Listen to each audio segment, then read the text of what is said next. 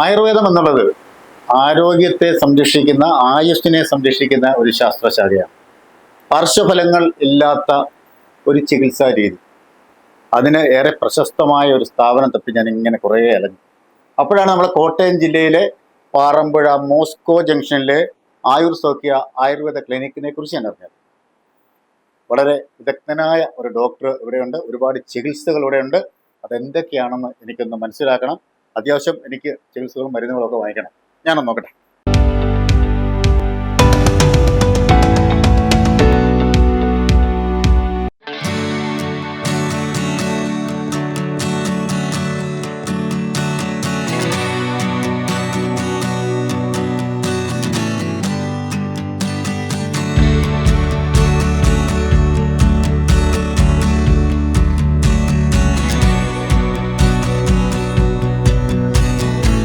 ആയുർ സൗഖ്യ Ayurveda ക്ലിനിക്കിന്റെ MD-യും chief കൺസൾട്ടന്റുമായ doctor സോജി George സാറാണ് എന്നോടൊപ്പം ഉള്ളത്. എനിക്ക് ആയുർവേദത്തെ കുറിച്ച് കുറേ സംശയങ്ങളൊക്കെ ഉണ്ട്. അങ്ങനെ സാറ് ഫ്രീ ആയപ്പോൾ ഞാനൊന്ന് സാറിനോട് സംശയങ്ങളൊക്കെ ചോദിക്കാൻ വന്നതാണ്. സാർ നമസ്കാരമുണ്ട്. നമസ്കാരം.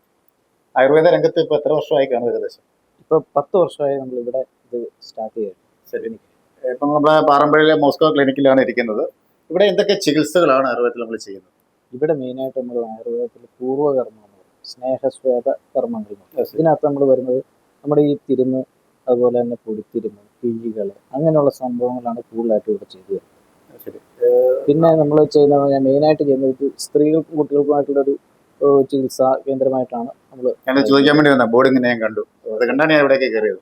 അപ്പം അതുപോലെ തന്നെ പ്രസവാനന്തര ശുശ്രൂഷകൾ, അതിനാണ് വേറൊരു മുൻതൂക്കം കൊടുത്ത് നമ്മൾ ചെയ്യുന്നത്. അതിനായിട്ടാണ് നമ്മൾ കൂടുതൽ നമ്മൾ സ്പെൻഡ് ചെയ്യുന്നത്. അതുകൊണ്ട് തന്നെ നമുക്ക് കൂടുതലും ഡോക്ടേഴ്സ്, ലേഡി ഡോക്ടേഴ്സ് ഉണ്ട്, അതിനായിട്ട് സ്പെഷ്യലിസ്റ്റ് ആയിട്ടുള്ള തെറാപ്പിസ്റ്റുകളും ലേഡി തെറാപ്പിസ്റ്റുകളുണ്ട്. ഇവരാണ് ഈ തെറാപ്പികൾ ചെയ്യുന്നത്. നമ്മൾ 24 hours സർവീസ് ആണോ സാർ? 24 hours അല്ല, നമ്മൾ morning 9 o'clock to evening 7 o'clock. അതിനകത്ത് 9:30 to 7 o'clock ഡോക്ടേഴ്സ് സേവനം ഉണ്ടാകും. അപ്പോൾ താങ്കളുടെ ഒരു കൺസൾട്ടിങ് ആവശ്യം ഉണ്ടെങ്കിൽ നമുക്ക് നേരത്തെ ബുക്ക് ചെയ്യണോ അതോ ഇവിടെ വന്ന്? നേരത്തെ നമ്മൾ ബുക്ക് ചെയ്യുന്നതാണ് സൗകര്യപ്രദം. കാരണം അതിനനുസരിച്ച്, കാരണം ചിലപ്പോൾ ഓപ്പറേഷൻ ആയിരിക്കാം, അങ്ങനെയുള്ള കാര്യങ്ങളൊക്കെ ഉണ്ടാകുമ്പോൾ നേരത്തെ ബുക്ക് ചെയ്തിട്ട് തന്നെ വരുന്നതായിരിക്കും നല്ലത്. അതുപോലെ ഈ ആയുർവേദം എന്ന് പറയുന്നത് ആയുസ്സിനെ സംരക്ഷിക്കുന്ന ഒന്നാണ് ശരിക്കും അല്ലേ? അസുഖം വരുന്നതിന് മുമ്പ് ശരീരത്തെ സംരക്ഷിക്കുക, അതേക്കുറിച്ച് എന്താണ് പറയാനുള്ളത്?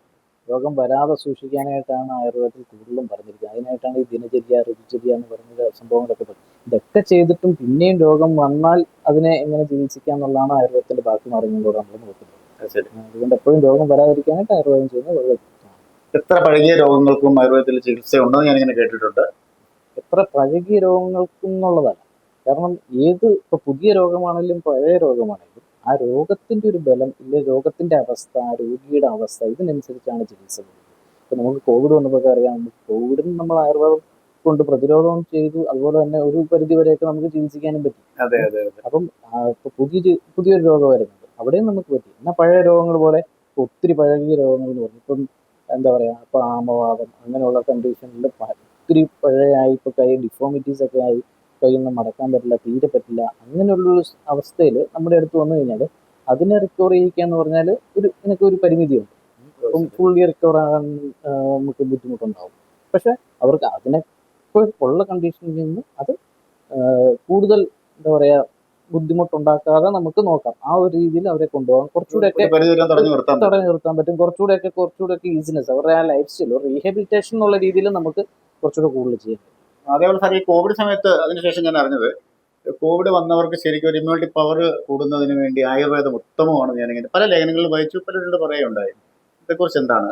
തീർച്ചയായിട്ടും, കാരണം ഇമ്മ്യൂൺ സിസ്റ്റത്തിന് വേണ്ടിയുള്ള മരുന്നുകൾ ആയുർവേദത്തിൽ ഇഷ്ടം പോലെയുണ്ട്. അപ്പോൾ അത് നല്ല രീതിയിൽ ഉപയോഗിച്ചാൽ നമുക്ക് ഇമ്മ്യൂണിറ്റി കിട്ടാനായിട്ട്, അത് കുഞ്ഞുങ്ങൾക്കും നമുക്ക് പ്രായമായവർക്കും എല്ലാവർക്കും കഴിക്കാനായിട്ട് പല വിധത്തിലുള്ള മരുന്ന്. പക്ഷെ ഇതെല്ലാം ഒരു ഡോക്ടറെ നിർദ്ദേശം അനുസരിച്ച് മാത്രമേ വെറുതെ നമ്മൾ കഴിക്കും. ഓടിപ്പോയി ചവണപ്രാശം മേടിച്ച് കഴിച്ചു, അത് ഇമ്മ്യൂണിറ്റിക്കാണ്. ഇപ്പോൾ ഷുഗറുള്ള ഒരാളാണ് ചവണപ്രാശം കഴിക്കുന്നതെങ്കിൽ അയാളുടെ ഷുഗർ അല്ല, ആദ്യം നമ്മൾ ശരിക്കും ഒരു മെഡിക്കൽ സ്റ്റോർ ആവുമെന്ന് ഇങ്ങനെ പറയുന്ന പോലെ അങ്ങനെ ആവരുത് അല്ലേ? അങ്ങനെ ആവരുത്, ഒരിക്കലും ആവരുത്. കാരണം ആയുർവേദമാണെന്ന് പറഞ്ഞിട്ട് ഇപ്പോൾ അതിന് സൈഡ് എഫക്റ്റ് ഇല്ല, വേറെ കുഴപ്പമൊന്നുമില്ല, ആർക്കും കഴിക്കാം. പക്ഷെ ആ രീതിയിൽ ഒരിക്കലും നമ്മൾ ഇതിനെ അപ്രോച്ച് ചെയ്യരുത്. നമ്മൾ ഡോക്ടറെ കണ്ട് മാത്രം മരുന്ന്. സാറേ, നമുക്ക് കിടത്തി ചികിത്സാ സൗകര്യം ഉണ്ടോ? അതേപോലെ ഏതൊക്കെ ടൈപ്പ് പേഷ്യൻസ് ആണ് ഇവിടെ സാധാരണ വരുന്നത്? നമുക്ക് ഇവിടെ കിടത്തി ചികിത്സാ സൗകര്യം ഇല്ല. ഇവിടെ OP ആയിട്ട് വന്ന് പോയി ചെയ്യുന്നതിനുള്ള സൗകര്യമാണ് ഇവിടെ കൂടുതലായിട്ടും ഉള്ളത്. അപ്പം അതിനായിട്ട് തന്നെ നമ്മളിപ്പോൾ ഒരു പേഷ്യൻ്റ് വരികയാണെങ്കിൽ ആ പേഷ്യൻറ്റിനെ ഡോക്ടറെ കൺസൾട്ട് ചെയ്ത് ഒരു പേഷ്യൻ്റ് നേരിട്ട് വന്ന് ഇപ്പോൾ എനിക്ക് ഇന്ന തെറാപ്പി, എനിക്കൊരു ശിരോധാര ചെയ്യണം എന്ന് പറഞ്ഞൊരു പേഷ്യൻ്റ് വന്നാൽ ആ പേഷ്യൻ്റ് ഈ ശിരോധാര ചെയ്യാൻ പറ്റുമോ ഇല്ലയോ, അപ്പോൾ അദ്ദേഹത്തിൻ്റെ BP ബാക്കിയുള്ള കാര്യങ്ങൾ നമ്മൾ ചെക്ക് ചെയ്യണം. അതുപോലെ എന്ത് തൈലം കൊണ്ട് നമുക്ക് ഇവർക്ക് ശിരോധാര ചെയ്യേണ്ട ആവശ്യമായിട്ടുണ്ട്, ഇങ്ങനെയുള്ള കാര്യങ്ങൾ പരിശോധിച്ചതിന് ശേഷം മാത്രമാണ് നമുക്കത് ചെയ്യാൻ പറ്റുക. അപ്പോൾ ഒരു പേഷ്യൻ്റ് എപ്പോൾ വന്നാലും നമുക്ക് OP കൺസൾട്ടേഷനും ഉണ്ട്, അതുപോലെ തന്നെ ട്രീറ്റ്മെൻറ്റ് സൗകര്യമുണ്ട്. IP നമ്മൾ കിടത്തി ചികിത്സ ഇവിടെയില്ല. OPയിൽ എപ്പോൾ വന്നാലും നേരത്തെ, പക്ഷേ എന്തെങ്കിലും ഒരു ദിവസം വന്ന് കൺസൾട്ട് ചെയ്ത് അന്ന് തന്നെ ചെയ്യണമെങ്കിൽ അന്ന് തന്നെ ഇപ്പം തീരുമാനമോ ഇല്ലെങ്കിൽ അങ്ങനെയുള്ള കാര്യങ്ങൾക്ക് അന്ന് തന്നെ നമുക്ക് ചെയ്തു വിടാം. ഇല്ലെങ്കിൽ വന്നിപ്പോൾ കുറച്ച് ദിവസം കൊണ്ട് ആദ്യം മരുന്ന് കഴിച്ച് പ്രിപ്പയറായി അതിന് ശേഷം ഈ ട്രീറ്റ്മെൻറ്റ് ചെയ്ത് പോകുന്നതായിരിക്കും നല്ലത്. ഏതൊക്കെ ടൈപ്പ് രോഗികളാണ് ഇവിടെയൊക്കെ വരുന്നത്? ഇവിടേക്ക് വരുന്നത് കൂടുതലും ഈ പറഞ്ഞ പോലെ സന്ധി രോഗങ്ങൾ, വാതരോഗങ്ങൾ, ഇതാണ് കൂടുതലായിട്ടും പേഷ്യൻസ് വരുന്നത്. പിന്നെ കുട്ടികളുടെ രോഗങ്ങൾ, ത്വക്ക് രോഗങ്ങൾ, ഇങ്ങനെയുള്ളവ വരാറുണ്ട്. കൂടുതലും വരുന്നത് ഇതാണ്. പിന്നെ ഈ ഇപ്പം ഞാൻ ആദ്യം പറഞ്ഞല്ലോ, പറഞ്ഞ പോലെ ഇപ്പം പ്രസവരക്ഷ, അതുപോലെ തന്നെ സ്ത്രീകൾക്ക് വേണ്ടിയുള്ളത്. അപ്പം ആ ഗണത്തിൽപ്പെടുന്ന ഒരു പറ്റം പേഷ്യൻസ് നമുക്ക് കൂടുതലായിട്ട്. പഴയ കാലത്തെ ആ രീതിയിൽ തന്നെയാണോ നമ്മളിവിടെ? അതെ, നമ്മൾ പ്രസവരക്ഷ ചികിത്സ എല്ലാം ചെയ്യുന്ന പഴയ കാലത്തെ രീതിയിൽ തന്നെയാണ്. അത് കഴിഞ്ഞിട്ടുള്ള നമ്മുടെ കെട്ടുമുറകളും എല്ലാം നല്ല രീതിയിൽ തന്നെയാണ്. ഇപ്പോഴത്തെ ആളുകൾ അതൊക്കെ അംഗീകരിക്കാറുണ്ടോ? എനിക്ക് സംശയം കൊണ്ട് ഞാൻ ചോദിച്ചതാണ്. കാരണം ഇപ്പം ഇത് അറിവില്ലായ്മ കൊണ്ടാണ്. കാരണം ഈ ആയുർവേദത്തെ പറ്റി ഇവർക്ക് ഇത് ഇങ്ങനെയൊക്കെ ചെയ്യുവോ, ഇങ്ങനെയൊക്കെ ആശുപത്രികളിൽ ചെയ്യും. ഇപ്പൊ നിങ്ങൾ ചോദിച്ച പോലെ തന്നെ ഇത് ഈ പണ്ട് കാലത്ത് വീട്ടിൽ വന്ന് അവർ ചെയ്തുകൊണ്ടിരുന്ന ഒരു കാര്യങ്ങൾ ആശുപത്രികളിൽ ഇങ്ങനെ ചെയ്യുമോ? പണ്ടിപ്പോ എല്ലാവർക്കും ഇപ്പം വീട്ടിലില്ല, അടുത്തില്ല. അമ്മയാണേലും ശരി, അമ്മയ്ക്കാണേലും കുഞ്ഞിനെ കുളിപ്പിക്കാനും ഈ പറഞ്ഞ പോലെ അതെ, ഈ സംഭവങ്ങളൊക്കെയാണ്. പക്ഷെ ഇന്ന് അമ്മമാരും ചെറുപ്പമാണ്, അമ്മൂമ്മമാരും ചെറുപ്പമാണ്. ഇവർക്ക് ഇതിനെപ്പറ്റി വലിയ ഗ്രാഹ്യമില്ല. അപ്പൊ അതുകൊണ്ട് പിന്നെ ഇവർക്ക് അറിയില്ല. കാരണം ഈ ആശുപത്രികളിൽ ഇങ്ങനെ ഒരു സംഭവമുണ്ട്. പല ആശുപത്രികളിലും ഇങ്ങനെ ഈ ഒരു സംരംഭം ഇങ്ങനെ ഇപ്പം മുമ്പോട്ട് പോകുന്നുണ്ട്. പലർക്കും ചെയ്യാൻ പറ്റുന്നുണ്ട്. നല്ല രീതിയിൽ ട്രെയിൻഡ് ആയിട്ടുള്ള ആൾക്കാരാണ്. അവരിത് ചെയ്ത് തന്നെ പഴക്കം വന്നവരാണ്. അതുപോലെ നമ്മൾ ഉപയോഗിക്കുന്ന മരുന്നുകൾ, ആ മരുന്നുകൾക്കകത്തും അതിൻ്റെ ഇമ്പോർട്ടൻസ് ഉണ്ട്. അതിന് വലിയൊരു ഭാഗം മരുന്നുകളുടെ ഗുണമാണ്. അതുകൊണ്ടാണ് നമ്മൾ ഏറ്റവും നല്ല മരുന്നുകൾ ഉപയോഗിച്ചാൽ നമ്മളിത് ചെയ്യാൻ ശ്രമിക്കുന്നത്. ഇപ്പോഴത്തെ ഒരു കാലഘട്ടം എന്ന് പറയുന്നത് പല രോഗങ്ങളുടെയും നമ്മുടെ ഫാസ്റ്റായിട്ട് ജീവിക്കുന്ന ഫാസ്റ്റ് ഫുഡുകളുടെ കാലഘട്ടം. അപ്പൊ അതിൽ നിന്നൊക്കെ സംരക്ഷണത്തിന് ആയുർവേദത്തിൽ ട്രീറ്റ്മെന്റുകൾ ഉണ്ടോ? കാരണം നമ്മൾ ഫാസ്റ്റ് ഫുഡ് കഴിച്ചിട്ട്, ഇല്ലെങ്കിൽ നമ്മൾ എന്തെങ്കിലും വേറെ ഒരു ഇപ്പം എന്താ പറയുക, മദ്യപാനം, ഇല്ല പുകവലി, ഇങ്ങനെയുള്ളതൊക്കെ ചെയ്തിട്ട് ആയുർവേദത്തിൽ ട്രീറ്റ്മെന്റ് ഉണ്ടോ എന്നുള്ളതല്ല. ഇത് ചോദിച്ച പോലെ പോയി ആ ഒരു ചോദ്യം. അതെ, അപ്പൊ അതിനകത്തല്ല കാര്യം. നമ്മൾ ഇത് രോഗം വരാതെ, ഞാൻ ആദ്യം പറഞ്ഞിട്ടുണ്ട്, ഇപ്പം ആയുർവേദത്തിൽ രോഗം വരാതെ എങ്ങനെ നോക്കാം. അപ്പം അതിനകത്ത് പറയുന്നുണ്ട് എന്തൊക്കെ നിങ്ങൾ ചെയ്യണം. അപ്പൊ അതിനകത്ത് ഏതൊക്കെ ഫുഡ് കഴിക്കാം, ഏതൊക്കെ കോമ്പിനേഷനിൽ കഴിക്കാം, ഏത് എപ്പോൾ കഴിക്കണം, ഇങ്ങനെയുള്ള കാര്യങ്ങൾ കുറയുണ്ട്.